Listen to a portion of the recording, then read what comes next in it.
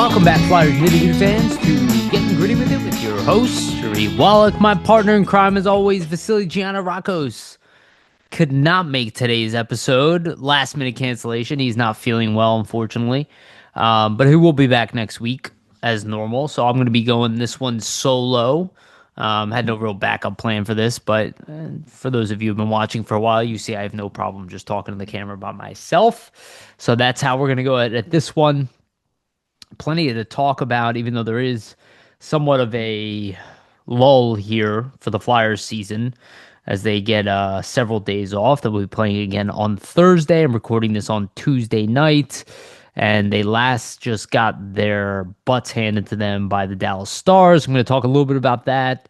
Talk a little bit about Flyers news, the minor trade that happened, but I do want to talk about how smart of a trade it is. And Briere continues to do this stuff that on the surface level might not seem like much, but a lot of this stuff is kind of longer term plays, which I'm always a fan of. And then we're going to talk about Flyers changing stuff up at practice a little bit. We're going to talk about Michkov directly and his ice time. Obviously, there's been kind of a big hubbub about that online. Understandably so, though. That one is one I can empathize with people's frustrations, and I'm going to talk about myself and how I feel about Michkov's usage and how I see things kind of playing out.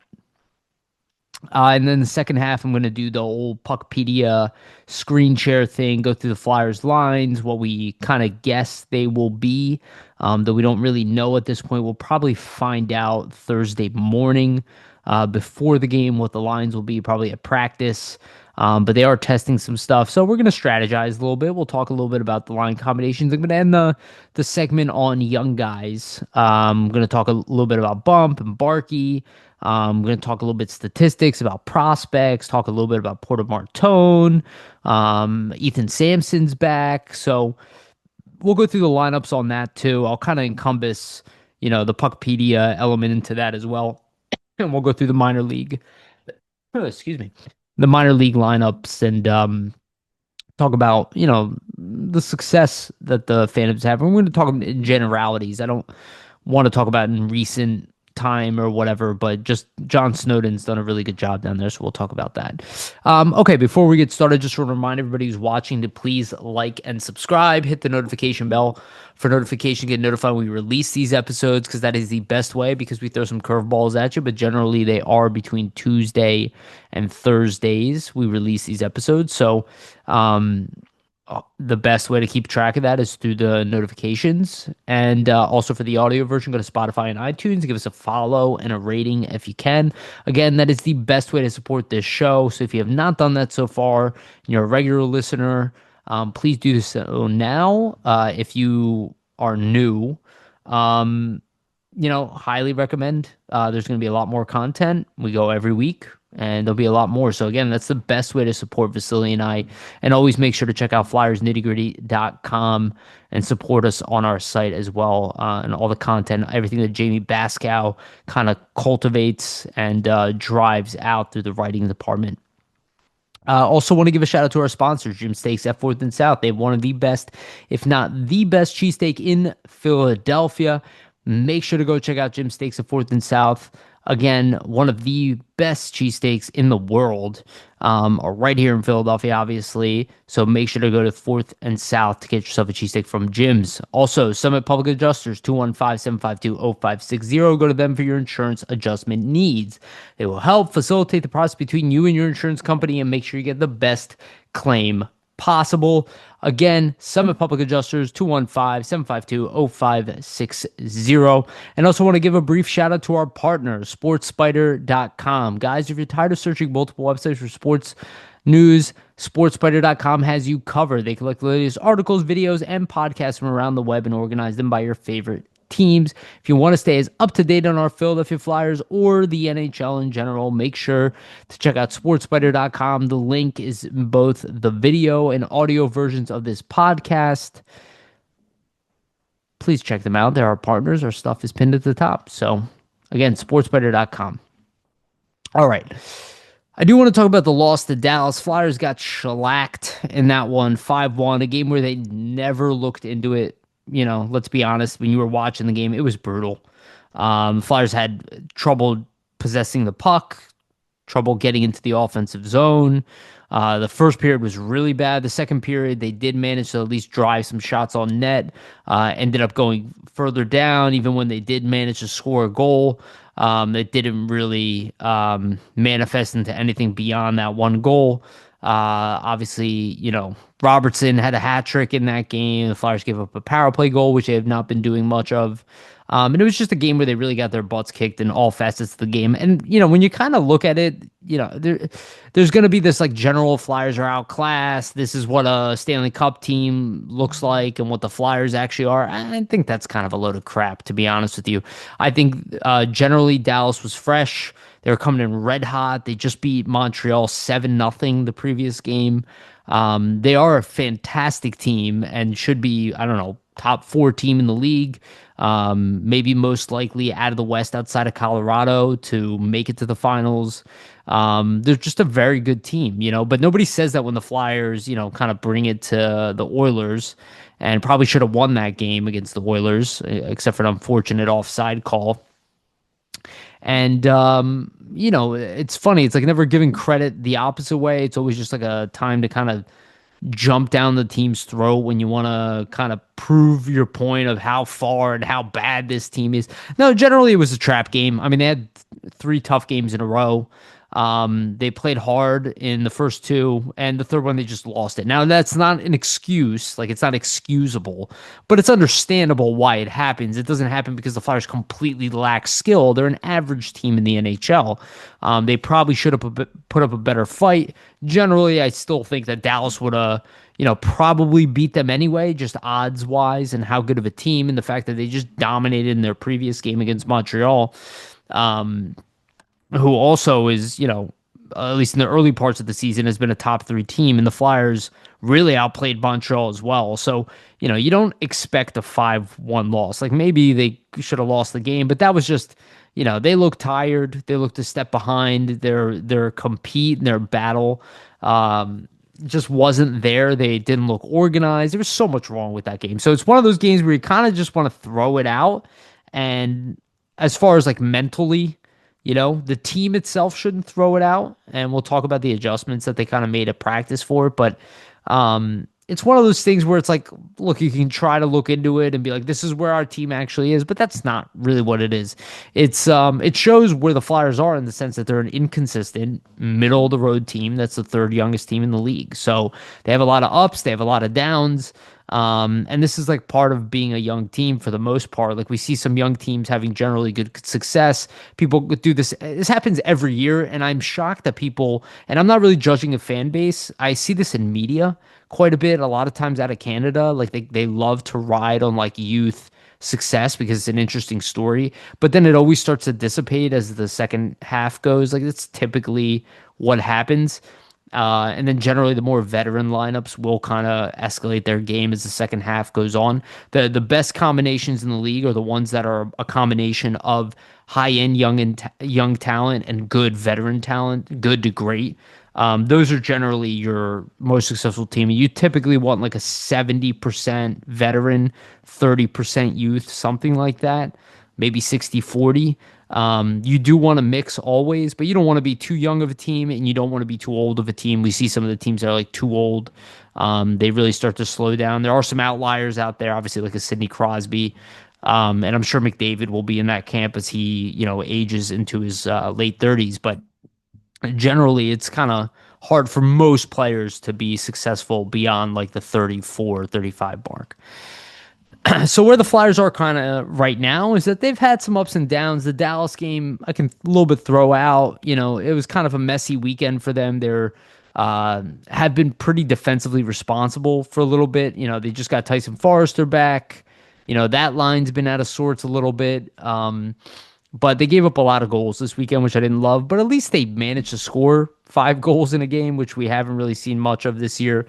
And the Flyers offense really just has not been good. So I'll get back to that stuff when we get to the actual lineups portion. But I thought, it's one of those games where like you hate to see it, but you also don't want to make too much of a deal about that type of game. Like they're not going to get dominated like that on a regular basis.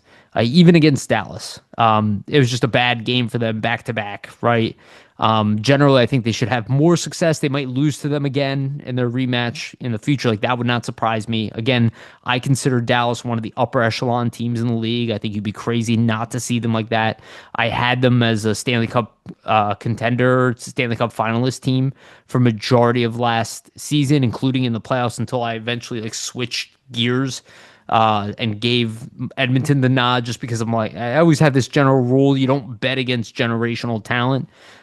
Even if you're wrong in the end, it's just like, how often does it actually work where the best player in the league is on the other team and he loses? It's just like most of the time those players find a way to win.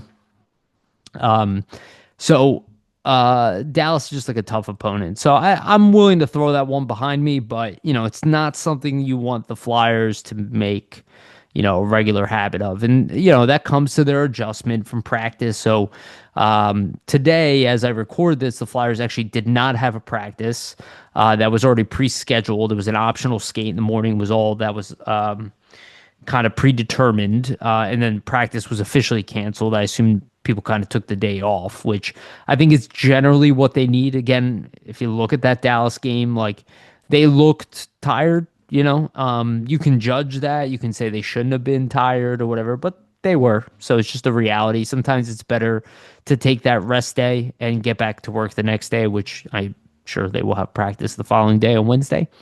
Some of you will be listening, so they'll have practice today. But the Monday that they did have practice, they worked on physical battles a lot. There was a lot of video footage. Like Jordan Hall had a good amount of footage of like Michkov fighting for space with like Adam Yinning, and there was kind of this element that obviously Tocchet was trying to bring like the fight back into it, fighting for space, standing up at the blue line, being physically aggressive. I don't think the Flyers have done a terrible job at that this year, but I do like the emphasis on it, on the battle. It's probably mostly just like a reminder, right? Get them back in the scrums. It does seem like this team does what Tocchet asks of them to do. It's just really doing it to the, I guess, nuanced level that he's talking about, because it sounds like he kind of gives them like a general rule. They adhere to it like a little bit too much, and then he's got to kind of somewhat tailor it a little bit, which is expected. And this is something we talked about in, preseason and beginning of the season. It's like most of you who expected results to come immediately with this team, as far as like Tocchet's system, I wouldn't expect that. It's going to take a little bit of time to fully integrate this team and get them all play his style, for better or worse. There's just going to be constant adjustments, and that obviously plays in the line combinations as he learns the roster, learns the players on the roster, and tries to understand what better to do with them. So we will talk about that, but it seems like kind of right back to work. We'll see if maybe we get some hints at new lineups on Wednesday. I'll just kind of play around with some combinations a little bit later. But it seems like, it's going to be back to the game plan. Re-engage physically. Again, isolate teams to the outside. That's been the general rule for the year. And isolating teams to the outside and getting to the middle of the net and doing the opposite to the opposition obviously requires a lot of aggression, right? And they were kind of just re-emphasizing that at practice. I wouldn't make too big of a deal of it, because it's not like these guys just are learning to battle for space. I think it was just more something that he wanted to kind of prioritize as an initiative for the overall team, and something that he wants more in the back of their mind. Because that's one thing you have to give credit to Rick, to John Tortorella about. There's one thing his team never lacked was battle.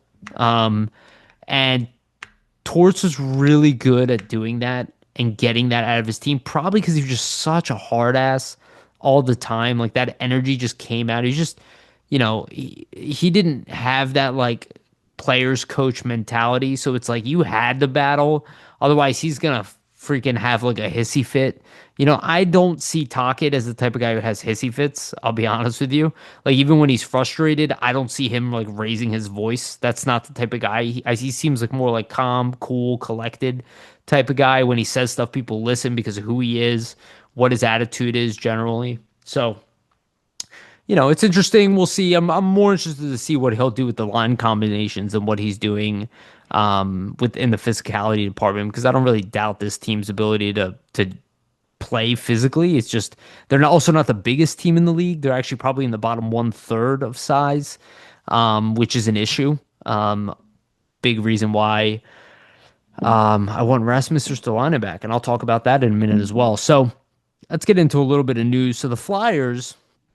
Speaking of size, they did just make a trade for a big defenseman. Having said that, they traded an equal size defenseman. So Dan Gilbert, short-lived Flyers career, obviously came into the season as a free agent. The thought was to give him an opportunity to battle for that seventh spot, or I guess that bottom pairing spot with Ristolainen being out at the NHL level. And he did an admirable job. I would actually say in preseason he outplayed Juleson, but Juleson kind of had the edge just with the relationship with Tocchet and Tocchet already knowing. And this is what I talk about with the other thing. Like, it takes a little bit for a coach to fully understand a player. Like, he needs time to understand how a player trends, what he's like under pressure, what he can get out of a player too. Like if he pushes him and, you know, just really start to understand the players themselves better. So Gilbert, he didn't know as well as Juleson. Gilbert gets relegated to the AHL. He does play about 6 games down there. Doesn't really play beyond that. And then he's been injured as of now with the Phantoms. But he was on the opposite side of this trade. The Flyers trade for Maxine. I hope I'm saying his name right. Maxence Guenette. Defenseman was taken in the 7th round. He's about 6'2". Let me look him up, actually. I forgot to write down his stats. I know he's a bigger kid. I know he's 6'2". And he's listed at 209 pounds. That's probably about where he's at.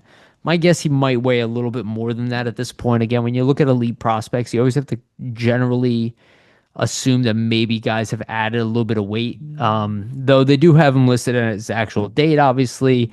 Age 24. Gilbert was 27 going on 28.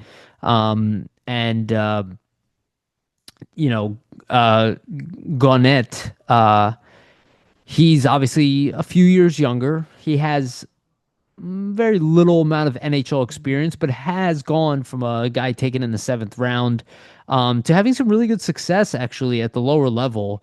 I was a little surprised. I kind of expect him to be more of a defensive defenseman, but he seems to have an offensive upside to his game.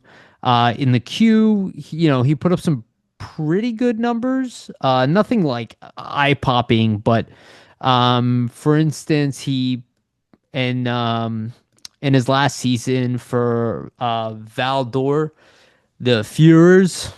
I hate saying these French Canadian names. I apologize. I'm terrible at it. In 36 games played, he had 5 goals, 17 assists, 22 points. The previous year, he had 62 in 62 games. He had 11 goals, 29 assists for 40 points. So generally, relatively good scorer for a defenseman at the lower level. And then the AHL, pretty much the same type of numbers. I mean, his first year in the AHL, 48 games, he had 6 goals, 13 assists. Okay, you know, first game pro.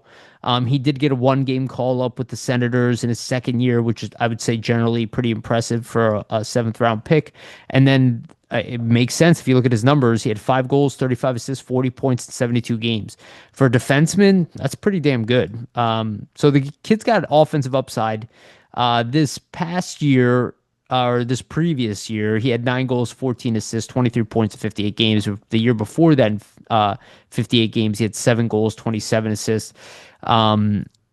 So he's been pretty consistent to be somewhere between that 35 to 40 point range in a full season as a defenseman at the lower levels. So that's a pretty good sign. That doesn't necessarily translate to doing that at the NHL level, but it's been consistent, even jumping to the next level. It really only took him 1 year to adjust.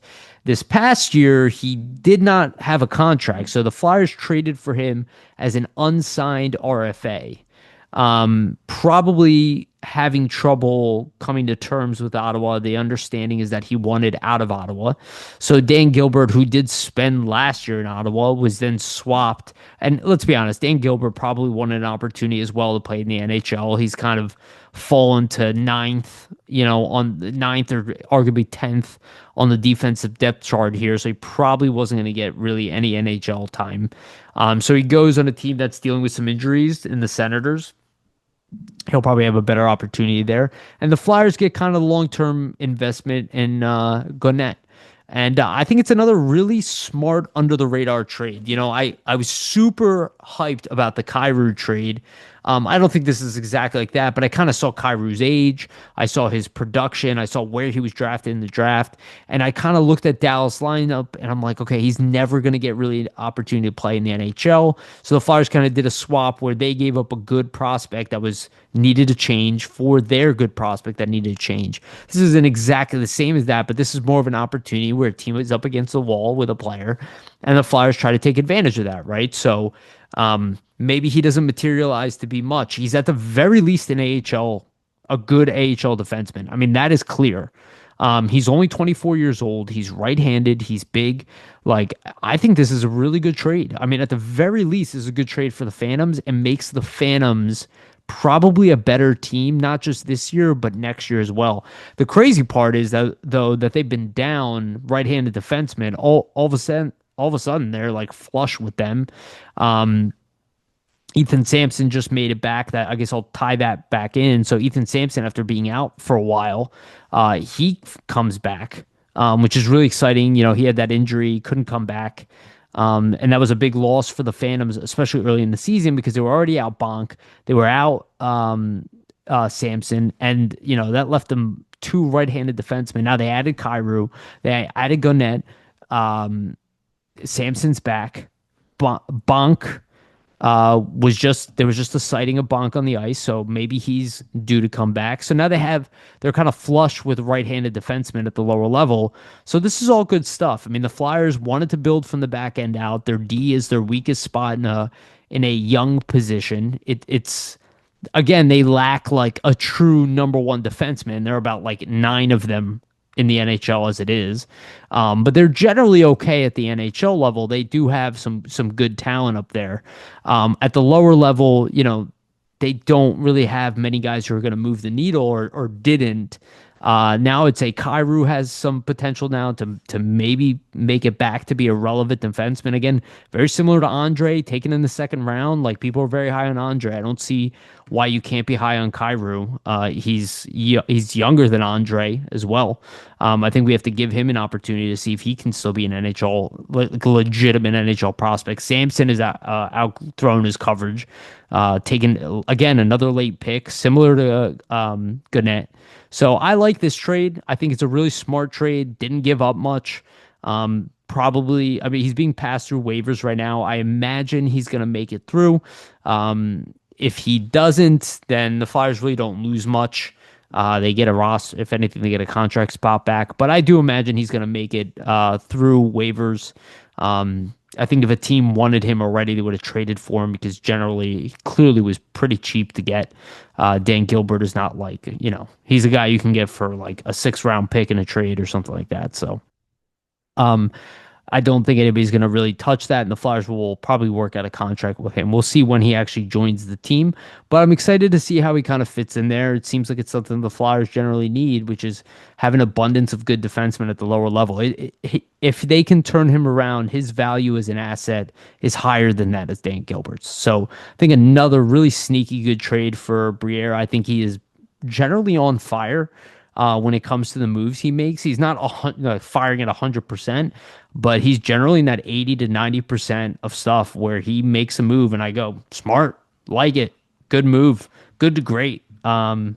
most of the decisions he's made outside of the wisdom, letting like not signing wisdom and signing Oscar Eklund is the only head scratcher move that I can think of with him. But generally, I really like this trade.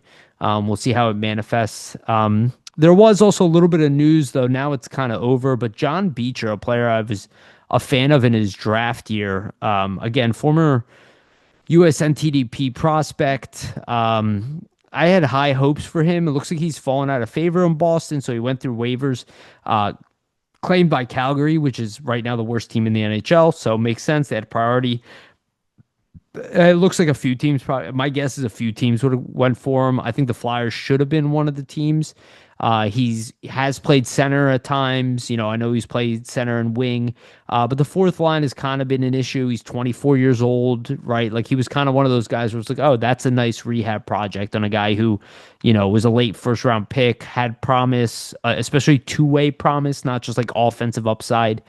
So generally, you know, fell out of favor, but it looks like he's going to go to Calgary now. So, not that surprising. I didn't expect the Flyers to get him, but, you know, I just put my thoughts out there that I thought it, and I saw it echoed, you know, several other people, not just myself, that would have been an interesting player to look at.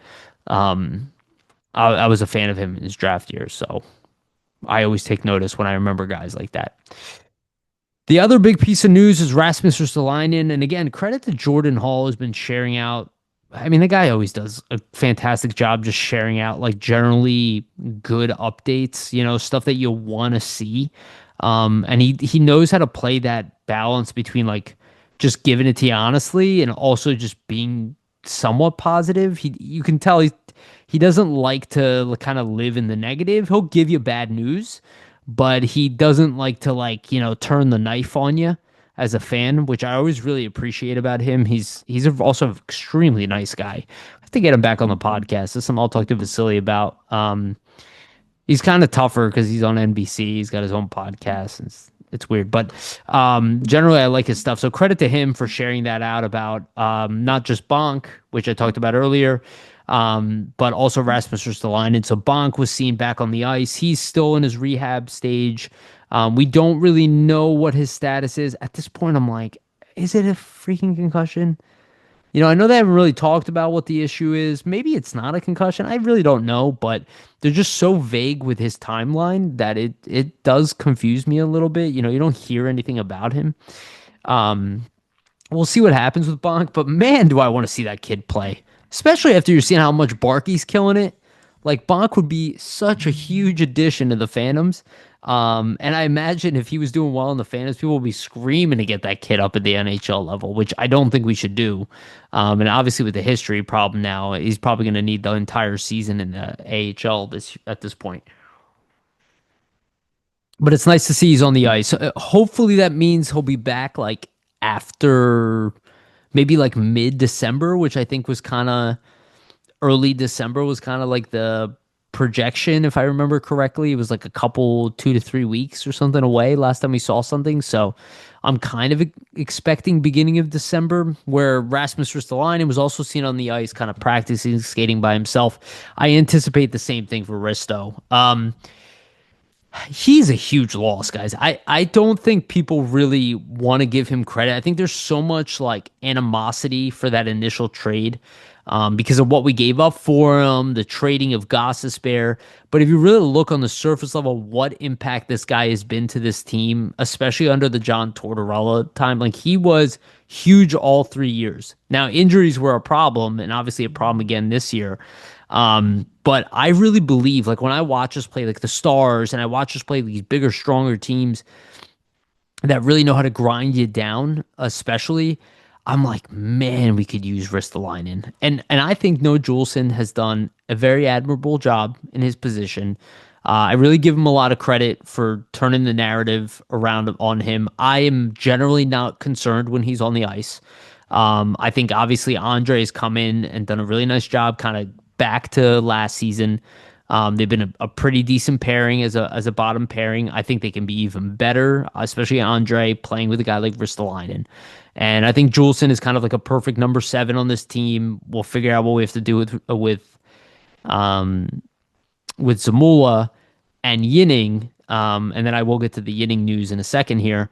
But generally, I think Juleson's been all right, but Rasmus Ristolainen on the penalty kill, on 5-on-5, he just makes us a much better team. He flushes out the defensive pairings so much better. He's legitimate top four.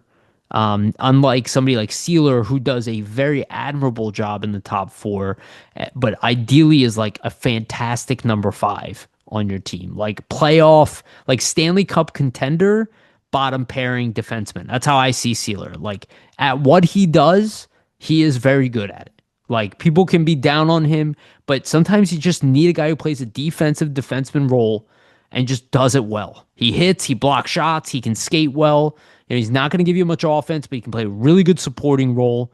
Where a guy like Ristolainen, like on a really good team, he could still be in that top four. Like he is generally a good defenseman. He's big. It would be our biggest defenseman. He's extremely strong. He can get up the ice. He has a big, heavy shot.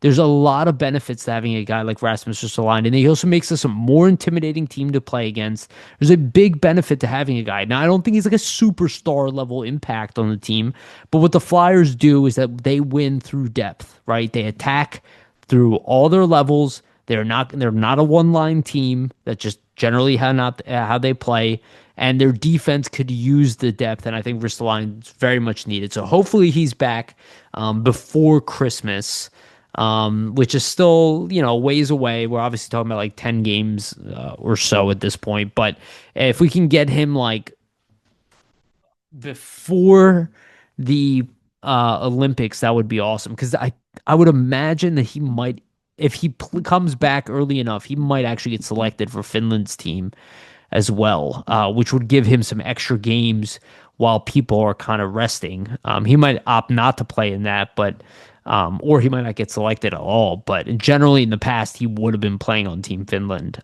barring the injury. And then that leaves us with Adam Yinning, who, there was like thoughts. I brought it up on this show with Vasili. Like, is he going to get sent down? He hasn't played really since the beginning of October. He's had, I think, one game, and it's not really his fault. Like, he didn't do anything wrong. He generally had a pretty good game. He didn't look out of place. He's a big, strong guy. It's just Juleson and now Andre, who's been probably clear cut the best of all of those guys.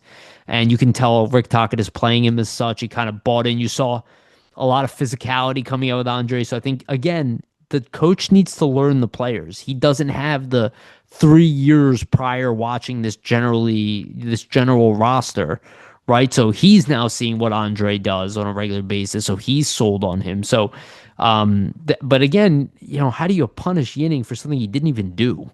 Right. So what they went with is, the NHL option of sending a guy down for a conditioning stint, which gives him about 2 weeks away from the team. He makes an NHL salary. He's still on the roster. So he still takes up a contract spot, but he doesn't have to pass through waivers. There is some risk of him getting taken in waivers. Again, he's generally young. He's big and strong. I could see a team like keeping an eye on him, be like, he made the team, and the Flyers, kind of deep in that bottom pairing role. We are not. We're more top heavy, or whatever their situation is, or we have injuries, right? Like a guy like Dan Gilbert finds a home that way. So I could see there being some chance of him getting taken, but I think a lot of it is kind of like, if you go back to that video of him at the beginning of the year talking to Danny, I think they like him and they're like proud of him for making the team. He makes the team and then they don't use him. And I think they feel like somewhat guilty about kind of playing around with him a little bit. So I think their mind is kind of like, all right, well, we might have injuries. So let's just take advantage of this opportunity we have. We will put him on this conditioning stint. If somebody gets injured, we can roll him right back in. And at the very least, he'll get a game. They're not in love with Zamula's game right now, right? So if it's between Zamula and Yinning, I think they're okay putting Yinning in for a game, where I don't think they have any interest in taking Andre out of the lineup right now. I don't see it. Especially the way he's been playing since being called up again. He's been pretty good. So and clear cut better than everybody, including Juleson, in that bottom pairing role. So we'll see what happens with Yinning. Maybe at one point he's traded. That's possible too. Just to be like, hey, we need a different type of guy. We brought in some right-handed younger defensemen. We're looking for a fourth line center. That's something the Flyers could really use. Which is why I was interested in like the John Beecher. We could really use like maybe even like an older center. Like I don't think that really matters, but somebody who can drive play a little bit, and it's not even necessarily knocking Obels, is that Obels like doesn't drive play. He's like a grinder. He'll get in front of the net. He's got a pretty good shot, but he doesn't like he's not a stick handler, playmaker type of guy. And the fourth line really lacks that capability, which is why I think they're not producing much. And it also doesn't help when you have Delorier out there um instead of Gubrankin, who he's the closest thing they really have, but he plays the wing.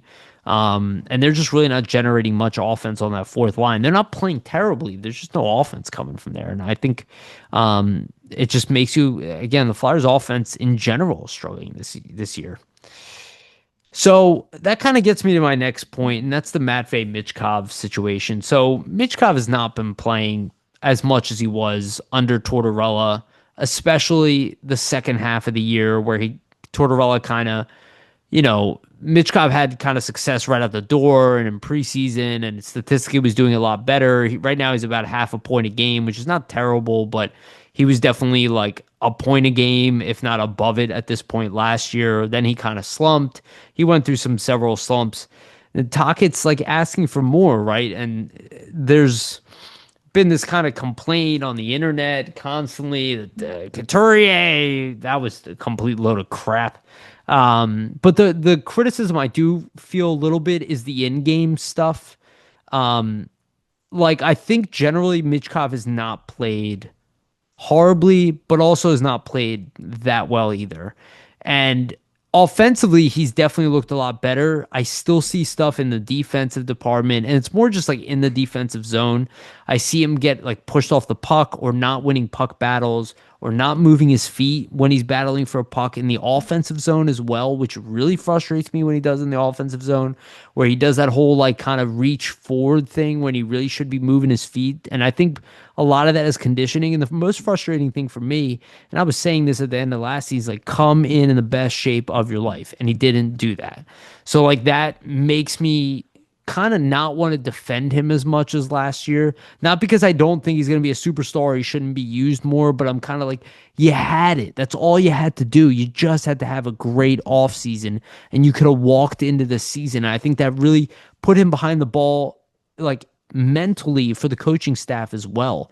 Like that buys you ammo, right? That when they see you come in, because like the excuse, it might have been a legitimate excuse with the ankle. It might have been completely legitimate, but it doesn't help your narrative, You want to help your narrative. You want to come in looking as good as you possibly can, leaner, faster, and stronger, more powerful in your first step.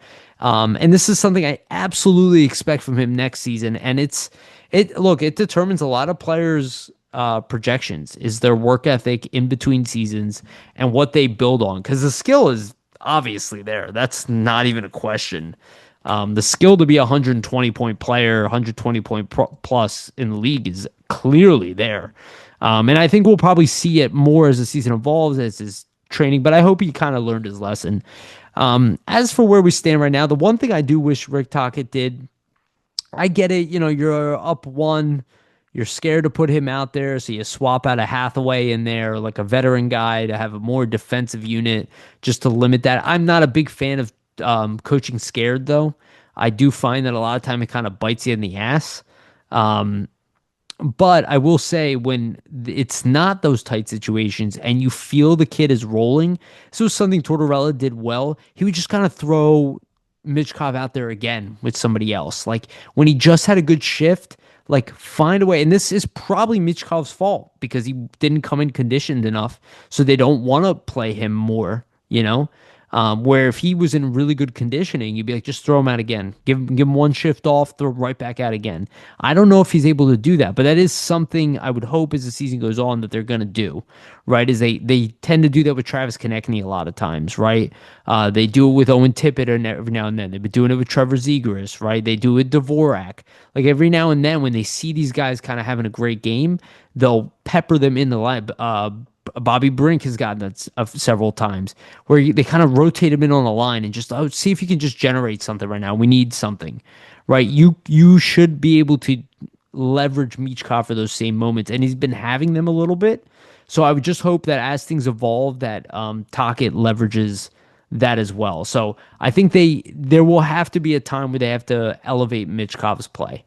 And I'm not talking about the lines that he's on. I generally think that that's been pretty good. He's been giving him opportunities, but giving him, or at least the right line mates, but giving him opportunities in games, I think he could do a little bit more, but it's also on the same time, it's up to Michkov to take it. Like I had a line that I thought of the other day, and it's like the road to redemption is not paved for you, it's earned, you know? So, like, if he wants to redeem himself in the eyes of the coaching staff for not coming in, 100%, and there is some redemption there. I don't think they're like, oh, this kid sucks or he's got a bad attitude, but you gotta buy the coach's confidence. You have to get in there, right? You have to. He wants to win the game, so he has to believe that you're in good condition or all of that. You have to find those moments and you have to step up in those moments too, which I 100% believe is coming from Michkov. But I can understand why people are frustrated kind of watching this play out in public. I do believe people online are being big babies. That's not necessarily people who listen to this show or anything like that. But some of the stuff I see online, I'm just like, it baffles my mind. I'll be honest with you. It actually, a lot of times I just end up going, why do I go on Twitter or X? And I just shut it off. Because I personally, I just think it's really dumb. I don't know how else to say it. It's rude for me to think that way. I'm definitely lording over people, but I just see so much nonsense online that I just like, I can't do the pity party every time there's a loss. It's like, dude, we're an average team. There's going to be a lot more losses. At least, there's going to be a little bit less losses than there will be wins this year. And even generally for the really good teams, they still lose throughout a year. We don't need to cry after every loss. We don't need to put up pictures of Cutter Gauthier or Cale Makar or whatever, Cole Caulfield. Like, do people really live this way? That every time something bad happens, you got to go look at something in retrospect and be like, if only, I wish. It's like, come on. Just stop it. Like, I was even talking to Jamie about this. Like, people cry so much about Cutter Gauthier. Do people realize that if Cutter Gauthier was still on this team, we would not have been in a position to draft Porter Martone? And there's a good chance that Porter Martone's going to be better than Cutter Gauthier. Just saying, I know everybody's obsessed with Cutter's numbers and all that. Anaheim is scoring a lot of goals as a team. The Flyers are not scoring many goals as a team. They are overall as a team are struggling to score, right? They need to get out of that as a unit. That's why everybody's stats are down. There's like one guy whose stats are pretty good, and if the rest of the team was scoring at a higher level, their stats would go up too. But nobody's really scoring on the Flyers at like that high of a clip. It was higher last year than it is right now. Hopefully they can improve that as the second half of the season gets underway. And hopefully when it really counts next year, they get it together. Because for all the crying we do about 2025, 2026, and I'm going to keep saying it, people keep pointing at free agency. I never said that free agency was like the number one route to go. Again, it's just an initiative that they are moving towards to when the cap opens up for them. And when the cap opens up for them, those are levers. That is leverage you have over teams in trades and opportunities and free agency. And again, they have a whole lot of assets in the system too. So again, for all the crying we're going to do over this season, still got 1 year left of middle of the road, in my opinion. Even if they make the playoffs, they're not coming into the playoffs expecting to win a Stanley Cup. It would be great to make the playoffs as like even a bottom seed. It would be great. I would love to see even 4 games of the playoffs for the Flyers. But they have plans of things that they are clearly working on for 2026, and hopefully they hit on them. I mean, they hit on some plans already, right? Bringing in Dan Vladar, who's been very good. He will. I bet they're happy to sign him on a 2-year deal now. And then, obviously Zegras has been lights out. And, Dvorak's also been very good. Juleson has been good. So, like, they are building on something here. And I'm very interested to see how good they'll be with Rasmus Ristolainen back in the lineup. All right, just want to remind everybody, please like and subscribe. Hit the notification bell for notification. Get notified when we release these episodes. And for the audio version, go to Spotify and iTunes. Give us a rating and a follow if you can. That is the best way to support this show. All right, I'm going to go into the Puckedia segment. So if you're listening on audio, your best experience for this is going to be on video. So, Zoom blocker. Okay. So, this is what the lines were going into the Dallas game. And obviously, like, we don't know nobody has any idea what the first line is anymore, so I'm not really worried about that. Flyers have 3-second lines. It just is what it is. They have 3-second lines and a definitive fourth line. It is definitely not a third line. Considering they can't score a goal, it's kind of hard to consider them anything but a fourth line. I actually think, to be honest with you, the Michkov, Couturier, and Konechny line, I think they should go with it again. I have a feeling we won't see the same line combinations that we did last game. Like, we'll see some changes. I know Konechny was kind of rotated on the third line with Cates and Forrester, and, Brink was elevated. Give it another shot. Give it another shot. That's what I would say to Take. I'm not saying they shouldn't try, to change things up. Maybe that's the right thing to do. But generally, I'm like, do we really believe that the Cates line had just like lost their mojo? I don't believe that. They were so good last season. Forrester goes out. They play apart from each other. We have a couple bad games. And then, blow up the third line. No, they were extremely reliable in the beginning of the year. They were reliable like majority of last year. I think put them back together, give it a little bit of time. Now, the Dvorak, the Zegras, and Tippett line, they have been lights out. And even the game they lost against Dallas, that was the only line that scored. Obviously, you want to keep that going a little bit more. And then you just look at Konechny, Couturier, Michkov. They've had success together. Right? We've seen it work as a fan base. He hasn't necessarily seen it work, and he meaning Tocchet, but on paper, it should work. So I'm not saying that I would be upset if they change the lines up, but I would go back into it again, with the lines that you had against Dallas. Like, that's what I was saying. You can't take that game too seriously. You really can't. You have to just put it behind you. It's somewhat of an outlier. It happens. The great teams, it happens to very little. The average teams, it happens every now and then. And the bad teams, it happens all the time. Right? So the Flyers are generally like an average team, right? So it happens. And it was against, at least it wasn't against like a shitty team. It was against a really good team that it happened to you. So I think you have to write it off a little bit. I would generally go back into the lineup with it. Otherwise, like, we haven't seen it at all. I mean, we're all asking to see Forrester, with Michkov at some point. Generally I was asking for like Zegras in the middle with Forrester on the wing and Michkov on the other wing, right? I don't think we're going to see that, especially not right now. What we've really been seeing is just kind of this swap, Bobby Brink playing with Michkov. Okay, fine. I'm not like, I don't think it's terrible, but I really think they should just keep things together. Just, give it another game or two before you declare that it's not working. And I guess the other thought is like, can you put, Michkov on that Noah Cates, Forrester line, but then you lose that true third line, shutdown line vibe. Because Michkov's not necessarily going to give you that. I'm not saying they shouldn't do that. It could work, but I generally think that on paper, these are the lines that we should look at And these are the lines we should try to make work in the short term. And if not, I'd love to see Zegras or Forrester and Michkov play together. We have yet to see it. It's one of the only combinations we have not seen with the Flyers at all. Like I don't remember a single time where the two of them have played on a line together. So that's the one combination we have not seen together. And again, considering Forrester's defensive play and big shot, and his work around the boards, it could work really well. So maybe there's an opportunity. He did play with Noah Cates a little bit last year, from what I remember.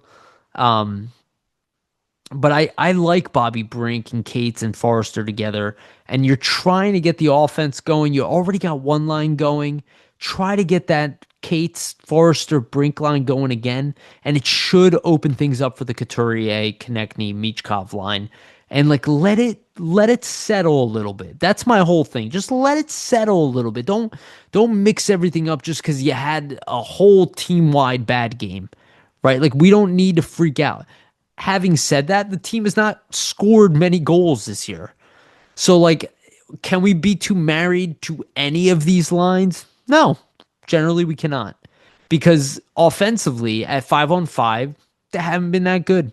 You know, like 5-on-5 scoring wise, they're worse under Tocchet so far than they were under Tortorella. But offensively on the power play, they've been considerably better than they were with Tortorella. So it's kind of compensating for the two. But if we could just get better 5-on-5 scoring, we wouldn't be at the bottom of the league in scoring. We need to be about middle of the road, where generally we are in the standings, and we could probably have won a couple more extra games if we just had the ability to score a little easier, and we'd be a little higher in the standings. Right now, we dropped out of a playoff spot, but there's a big mix there in our division. The defense, I don't really see much to change. Again, we can't really change until Ristolainen comes back. There's nothing really to change about these pairings. The only thing you could potentially do is separate Sanheim and York. Sanheim and York, and like you could try the York Drysdale thing, which didn't really work last year. I'm not a huge fan of that on paper. At least it could work on the ice, but because the only thing I would like ideally would be excited about is like a Sanheim Drysdale, but I don't know if that works either on paper. So I think you'd have to wait for Ristolainen if you really want to play around with the lines. But then generally you just put him with Andre, and that's the Flyers' best, three pairings they could put together. And that's generally pretty good. It's not top of the league, but it could be a top 15 on paper defense because they've been punching way above their weight as a team defensively this year. I mean, they were top 5 at, early parts of the year. Their PK has been very strong. So generally this defense is nowhere near as bad as like people online like to pretend they are. But they're also not like amazing, right? They're getting better because York and Drysdale are young and they're evolving. And now Andre's kind of stapled himself into the lineup, and he's going to continue to evolve, if not already involved a little bit. So if you can add Aristo in there with Sealer's reliability and Sanheim being a true top pairing defenseman, it's like it's generally relatively decent defense. Like it's middle of the road on paper. And if we can add a true number one guy of some sort, you elevate into easily top 5. Like I think what Montreal did adding Noah Dobson was like a really smart idea, and people were like, "Oh, this is the best defense in the league." I think it's a load of crap, but I do think Dobson's a really good defenseman. So if we can add somebody of that caliber, because I don't think he's a number one defenseman, I think he's a very good offensive defenseman. You could argue top pairing. He's probably their best defender, right? But he's not like a true number one. They're so hard to find. If we could, God willing, get like a Quinn Hughes on here, he's one of the handful of guys who are a number one defenseman. The way Vancouver's playing, maybe that will be possible in the future. But generally, I think these lines are fine. I believe Dan Vladar is clear-cut the starter at this point. Ersson, he's still doing that thing. I think people are definitely too hard on him. And I don't think his numbers necessarily reflect his talent level or his level of success. But he is still good for one bad goal a game. And it's like it's cool if it's like every other game even, but it's like every game he gives up one bad goal. And he wasn't like that when he came into the league. This is something that has like developed. It's like every game there's one at least one brain fart in there. And that I think could leave him being moved from this organization. I don't think he's going to be like waived or sent to the minors or something like that. But I could see him be traded at some point and them go, okay, well, we found one guy in Vladar who's older. Again, Airson is already 26 years old. So he's hitting like his prime, but the Flyers could just opt to, change it up, try to find somebody else because they do have Bjarnason, they do have Kolosov, and they do have Zavragin coming in. I'm sure they're probably going to draft a goalie or bring in another young goalie at some point. But maybe they opt to try to find a different veteran, if there's something available in free agency. Or they go with Airson again, they give him a 1 year bridge and go, this is the last year, we're gonna give it, and then that's it. But again, I point out 2026, they're not gonna have all that money and do absolutely nothing with it. So, and at a certain point, can you get something for Harrison? Because like you look at the way he goes when he plays for Team Sweden, and he puts up ridiculous numbers, and he comes to place for the Flyers, and his numbers are like bottom of the league. So there is some weird going on, but I think people are generally harsher on him than I am. But at the end of the day, if I'm Briere and I'm sitting up top and I like Airson and he's an RFA and every single game I see him give up one weak goal, at a certain point I have to say, well, maybe this isn't the right place for him to play. And maybe I have an option to move on from him and get something for him and try to find a suitable backup that, maybe he's even a little bit older but will last me a year or 2 years. And that's pretty much it. I won't need him much longer beyond that. And maybe I can get something for Harrison still while he's 26, just about to hit 27. I don't know. His numbers have been pretty bad, but I imagine the scouting on him is generally stronger than what his stats are. Because I don't think I'm crazy. I think most people, who kind of even are harsh on him can be like, there's skill there with this guy, but you look at what happened to Ilya Samsonov, though, right? They're just guys who, for one way or one thing or another, they just can't find their NHL groove, which is a shame because when he was backing up Carter Hart, he was lights out. He's had periods of being so good, and on the, on the penalty kill, he's like elite, which is like, yeah, I put online, he's like the definition of a closer in baseball, right? It's like, you wish you could just like call him, bring in the lefty for the shootouts and just be like, oh, I know Vladar is playing the whole game, but we just need a shootout goalie. He's going to come in. He's going to win 90% of his games. But Vladar has been very good, even regardless of the 5 goal game against Dallas. Like, that game could have gotten out of hand without Vladar in net. If it was Airson, it probably would have been 7-1 or something like that. Um, Good old Risto. Okay, let's talk a little bit about Phantoms. So first thing, these are generally where the lines are right now. If you guys are interested, Bob Roadtruck, who we've had on the show in the past, good guy. He's also the announcer for them. He does a lot of their social media, so he always tweets the lines out. So if you're curious what their line combinations are, you can just always go to his X page, and he'll have the lineups for every game out there. So I generally keep track of them. This is about where the lineups are right now. Like sometimes Cooper Marody comes in for Richard, or, like Tucker Robertson will play for Zayd Wisdom in the middle, and Eklund will get a call up, or, there's some injuries that happen. Massimo Rizzo is still in the ECHL as of right now. But the big news down there has really been the play of Alex Bump and also Denver Barkey. Alex Bump of late has been absolutely on fire. He has been putting up points. Let me make sure I have the points right. I believe it's 13. Yeah. So 13 points in 15 games for Bump. He started off very slow, so you have to consider that. So he's absolutely on fire of late, but that's 4 goals, 9 assists. If you take this, the second 8 games of that half, he's above a point per game player. Prior to that, he was way below. So he's definitely trending in the right direction. Last that I checked, which was yesterday, he was tied for second with three other people for points at the AHL level for rookies. So he's having a great rookie year. Very, very good rookie year so far, at least trending in the right direction, especially if he continues to move this direction and go above a point per game. That is going to be very impressive for him. Again, he's not, a 20-year-old rookie. He's a 22-year-old, but still fresh 22 and clearly, was a fifth round pick. This is not like a top 10 pick in the league. So very, very good, strong start to him.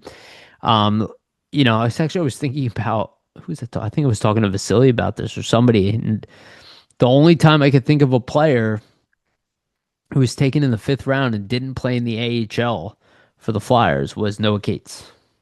Guy never even touched the AHL. Never had to, which is, again, how underrated Noah Cates is. That's like first round pick stuff. That doesn't normally happen. Like, didn't even have like one time of getting sent down there, like for a tune-up game or something. Yeah, but Alex Bump, really, really, really strong start. The Phantoms had kind of a massive. They were definitely in a win streak. They are doing a much better job. John Snowden has kind of knocked it out of the park. They did have a couple losses in a row. They lost both games by a goal, unfortunately. But they are still in a playoff position. I think they're fourth in the conference right now, which is really much better than where they usually are. Usually they're like kind of in the lower part of their division and then slightly making it into the playoffs. So they're definitely doing really well. He's getting a lot more. Denver Barkey also is a guy who started slow, also having a few big games. He's sitting at 10 points in 15 games. And again, a lot of these guys weren't producing at one point. Christian Kyrou is still, he's got 9 points in 7 games, +9, being a -1 before even coming over here. So, I think he's a -8 on the season, and he's less than a point per game because he had no points in 4 games prior to coming over. But since then, 1 goal and 8 assists. He's been a big part of their transformation of their offense, the power play, the breakout passes. Alexis Gendron has been putting up some points of late. Zayd Wisdom is kind of leaving off where he, taking over where he left off. Still playing fourth line role, but been effective. Carson Dorward started off with some good scoring numbers, but has generally cooled off considerably. Devin Kaplan, same, started off really strong, but again, 3 goals, 3 assists in 14 games. Carson Dorward, 3 goals, 3 assists in 15 games. Wisdom, 3 goals, 3 assists in 14 games. So generally, like, pretty good for like rookie level guys, but I expect a little bit more from especially a guy like Gendron. 4 goals, 4 assists, 8 points, 12 games, not bad at all, trending in the right direction, but I want to see those goals go up a little bit. It's a guy who already put up 20 goals in that league as a 19-year-old or 20-year-old, so he can put up more. Now the interesting part is what's going to happen with this defense, because now Ethan Sampson is back, and I believe he's playing with Hunter McDonald. As of right now, Kyrou has consistently been playing with Ty Murchison, who is second on the team in plus minus. I think he's a +7, if I remember correctly.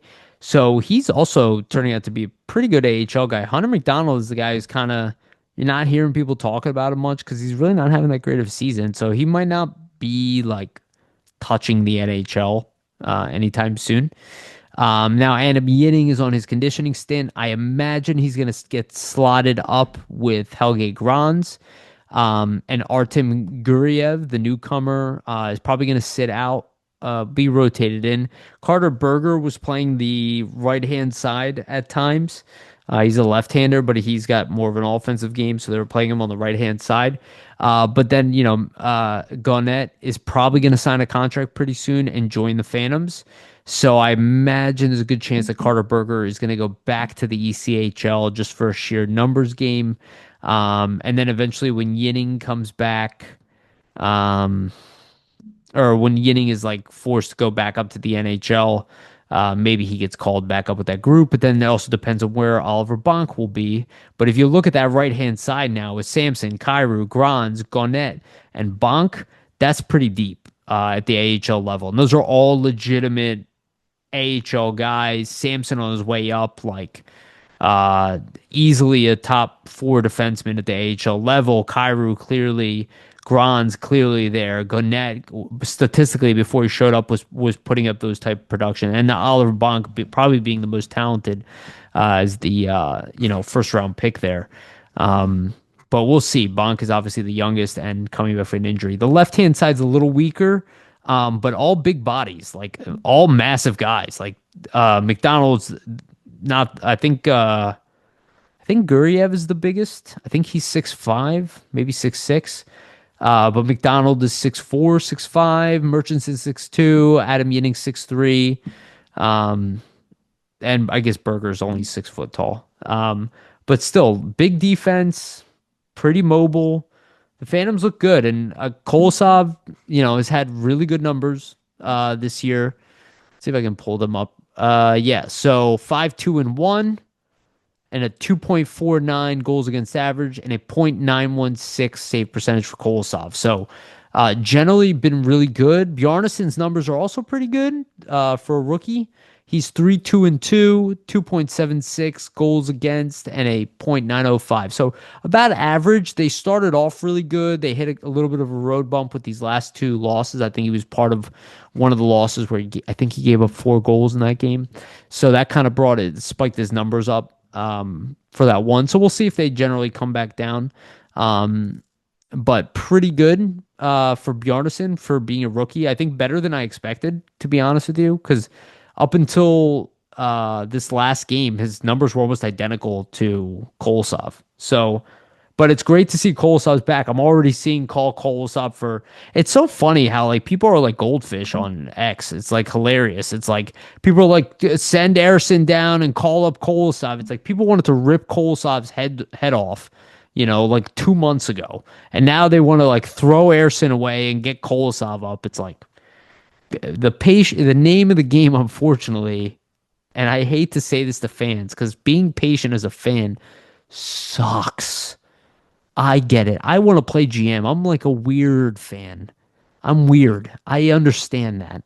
You can make fun of me for my thought process, but like I'm all patience with this stuff. I don't necessarily feel that way about the other teams in Philly. I'll tell you that much. Because like I'm not into it the way I am here. Here I'm like in Briere's brain. Like I want to be like that guy. I want his job. So I think of it differently. But I can understand why people are frustrated with that. But unfortunately, patience is the name of the game. It's patience and then knowing your window of when to be aggressive. All right.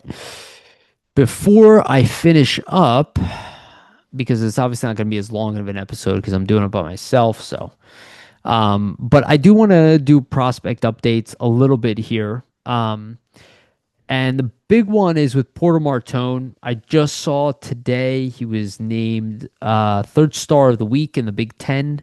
Obviously, he had a very, very strong weekend.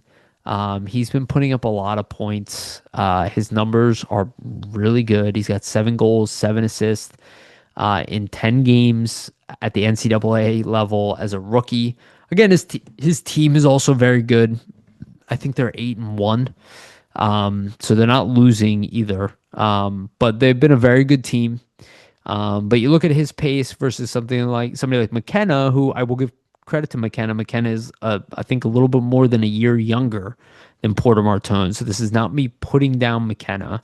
But he's outpacing that. He's putting up like top 2 picks in the draft, expectation numbers right now at the NCAA level. I am extremely high on Porter Martone. I imagine he could already be a strong rookie this year, but the fact that we get to skip the maybe he'll be a strong rookie this year talk and just get him into the NHL when he's overcooked makes me even more excited.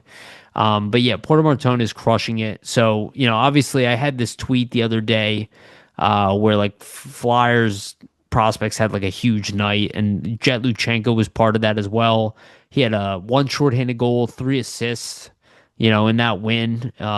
Just completely dominated in a game where he beat Jack Nesbitt's Windsor Spitfires. They also beat a good team. They didn't do it to like a pushover team.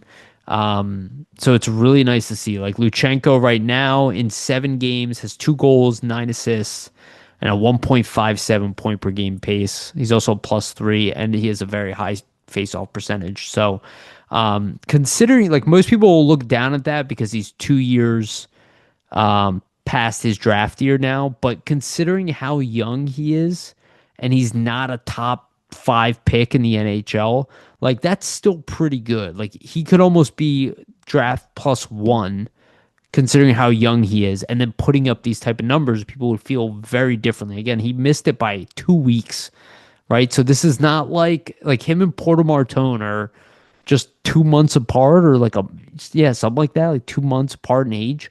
Like it's not like Luchenko's like this. He's at like the very youngest. This is why it's so impressive when you see what like Schaefer is doing this year in the NHL.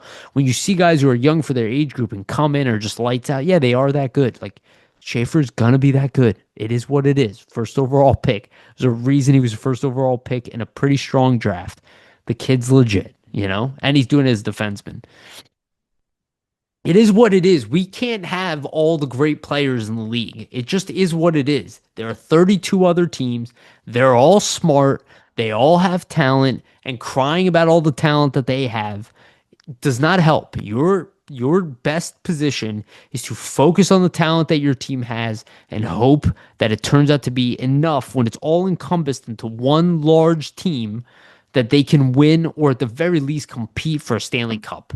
And I think Danny Briere is doing a good job at that. So I'm going to do my readouts for the prospect stats, and I'll skip over the guys I went over. So Nathan Quinn having a really good draft +1 year. Again, the Flyers took him later in this past year's draft. 8 goals, 10 assists, 18 points, 19 games, a .95 point per game average for the Quebec Ramparts. Very nice numbers for him. So we'll see if he can even build on that and see if he can go above point per game pace. Jack Nesbitt, last year's 13th overall pick. He also had a goal the other night. He's got 7 goals, 11 assists, 18 points in 16 games, a 1.13 point per game. That has been going up. So I'm hoping that continues to trend up. A 1.13 is pretty good, but I think he can do better than that. And I think his numbers will continue to go up as the season moves on. Not that I'm obsessed with statistics with him. I kind of already believe he's going to be a very good NHL player. I loved what I saw from him in preseason. Max Westergaard, again, another pick from this past year. He's in the under 20 league. He's still stuck. He hasn't played any more games than that, but he has 16 points in 9 games in that league. So he's way too good for the under 20 leagues.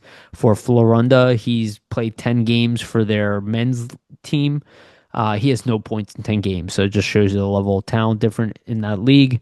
I already went over Porter Martone, went over Alex Bump, but again, 4 goals, 9 assists, 13 points, 15 games. Anthony Richard has 4 goals, 8 assists, 12 points in 12 games. Massimo Ritto for the Reading Royals has 2 goals, 10 assists, 12 points in 13 games. Again, I don't know if he's going to get called back up. I would say he's not that far from moving on from this organization, unfortunately.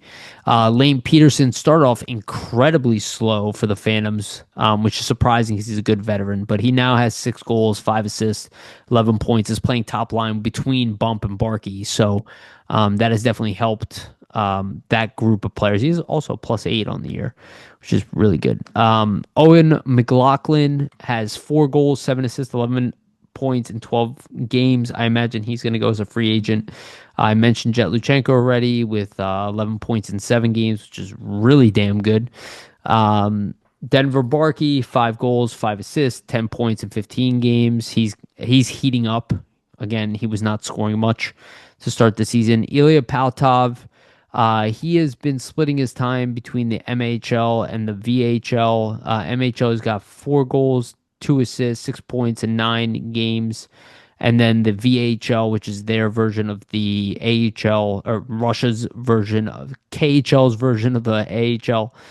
He's got 1 goal, 3 assists in 15 games. So, high talent, young guy, but he's a long-term project. We'll see if he pans out to be anything. He was a later pick. Carl Grundstrom, who had some, time with the Flyers, his numbers have gone up a little bit. He came over real slow playing for the Phantoms. He now has 4 goals, 5 assists, 9 points in 14 games. Christian Cairo, mentioned this earlier, 9 points in 7 games. Matthew Guard, slowing down a little bit. He kind of came in point per game, but now he has 8 points in 12 games, 5 goals, 3 assists, but +3 on a pretty mediocre team. Austin Moline, 1 goal, 7 assists, 8 points in 14 games for the Madison Capitals of the U.S. Hockey League, and a +8. Pretty good for him. His numbers are definitely improving. So he's a long-term project, and we'll see, maybe like a Murchison type of guy in the end. Cole Knuble has slowed down dramatically. They also played Michigan twice and got their asses kicked. He has 2 goals, 5 assists, 7 points in 12 games. So we'll see if he can pick up his statistics. He was very good last year and a point per game player at the or at the NCAA level. Jack Murtagh, he at Boston University, again, taken last year's draft. He's got 3 goals, 3 assists, 6 points in 12 games.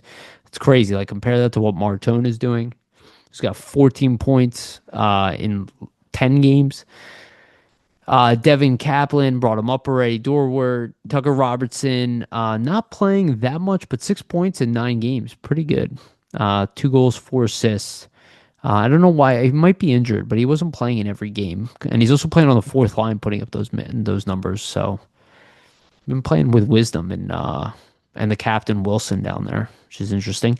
Santeri Sulku, he is not playing. I think he just moved up to Liga from Mestis. So Mestis, he had 5 points in 6 games, 3 goals, 2 assists, and no points for Cuckoo in the Liga league. So that's playing against men in Finland. No points in 3 games. Grans, who seems to be on the down, kind of like what Adam Yinning went through a little bit, which again could be deceiving. Sometimes we assume they're out of the organization and then they come back with a vengeance the following year. But he's got 2 goals, 3 assists, 5 points in 15 games, -4, not playing a definitive top pairing defenseman. We'll see how he does. I suspect he's going to be playing with Yinning. Emil Andres with the Flyers now. Don't need to talk about that. Luke Vluswick, again, another pick from this past year, 5 assists in 19 games, but a +10.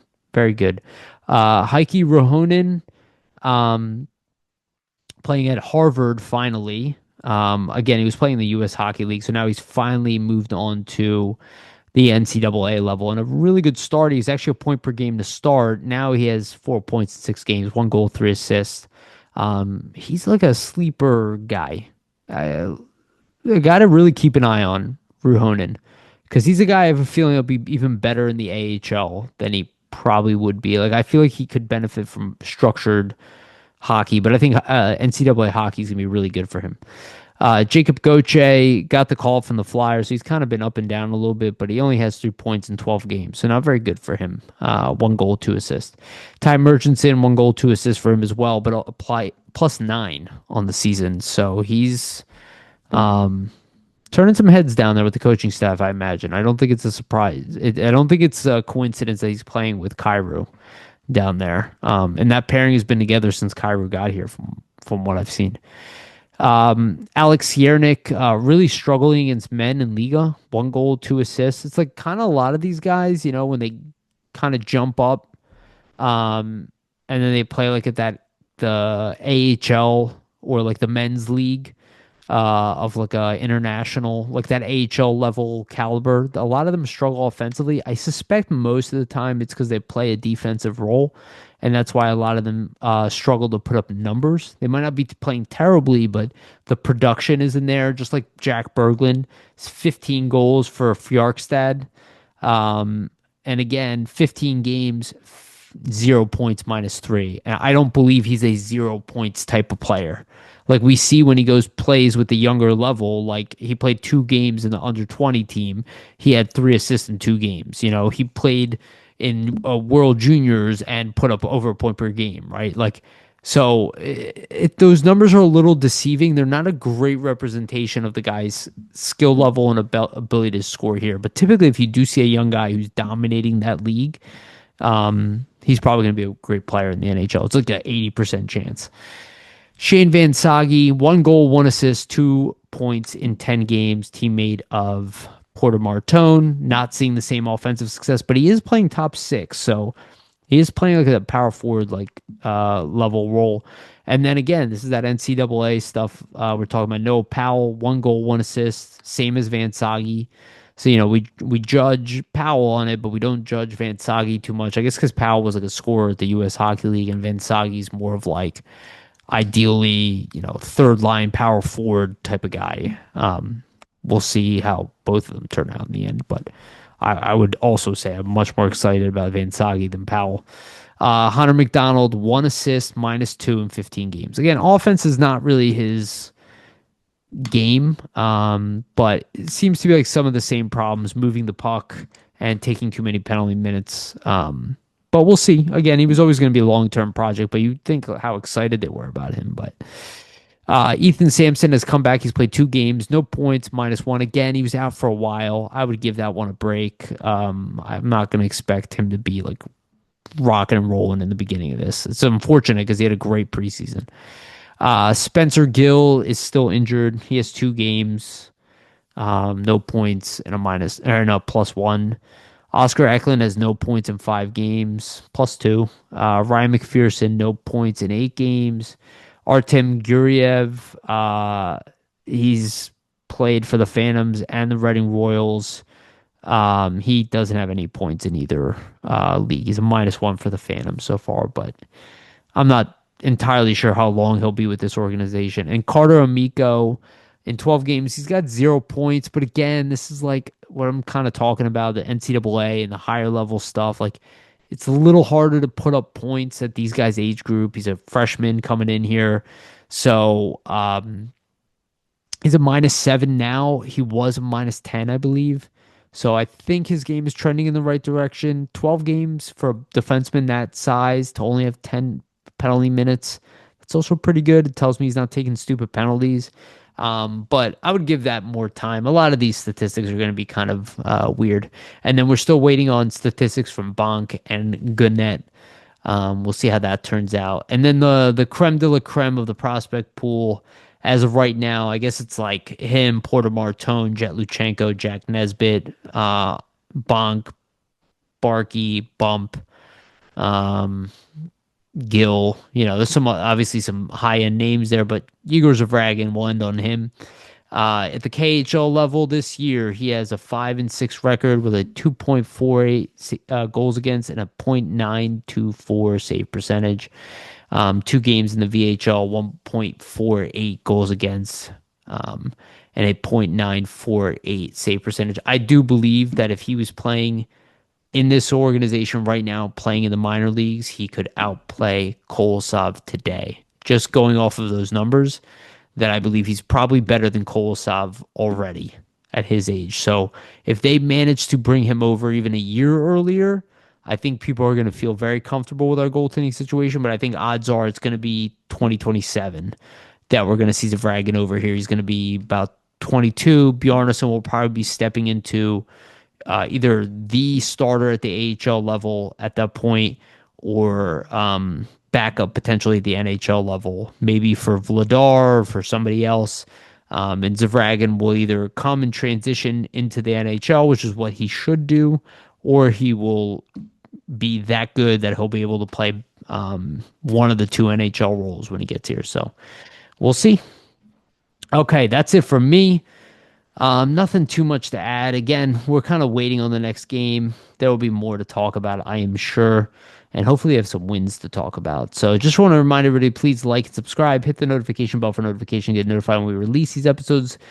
And for the audio version, go to Spotify and iTunes and give us a rating and a follow. And that, again, is the best way to support this podcast, the best way to support Flyers Nitty Gritty and myself and Vasili. And also make sure to check out flyersnittygritty.com. And also a shout out to our sponsor, Jim Steaks at 4th and South. Make sure to go get yourself a cheesesteak from Jim's. They have one of the best, if not the best, cheesesteak in Philadelphia. Make sure to check out Jim Stakes at 4th and South. Shout out to Public Summit Adjusters, 215-752-0560. Go to them for your insurance adjustment needs. It will help facilitate the process between you and your insurance company. Make sure you get the best claim possible. Again, Public Summit Adjusters, 215-752-0560. And make sure to check out sportspider.com. They are our partners. They aggregate sports content from all over the internet. Again, shout out to sportspider.com. The link to them is both in the audio and video description of this podcast. Thank you, everybody, for listening. Reach out to Vasili and say, I hope you feel better, buddy. Love you guys. And remember, always stay